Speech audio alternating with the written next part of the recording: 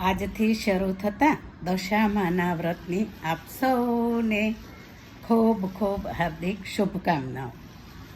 શું આ દશામાના માત્ર વ્રત રહેવાથી, ઉપવાસ કરવાથી અને આખો દિવસ લાંબા ટાટિયા કરીને બેસી રહેવાથી આપણી દશા બદલાશે ખરી?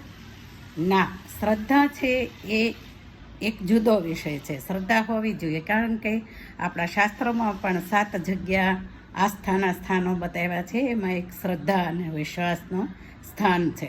પરંતુ દિશા બદલીશું તો દશા આપોઆપ બદલાઈ જશે.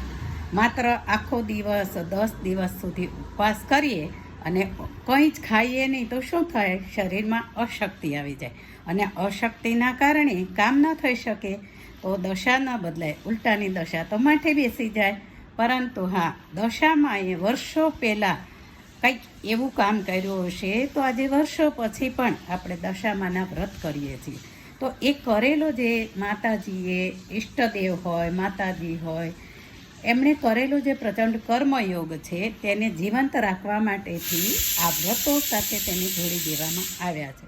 તો દશામાના વ્રતની સાથે સાથે એણે પ્રત્યેકે જે કરેલો પ્રચંડ કર્મયોગ છે તેને યાદ કરીશું અને શ્રદ્ધા અને ભાવથી મા દશામાના વ્રત કરીશું. જય દશામાં. રાધે રાધે.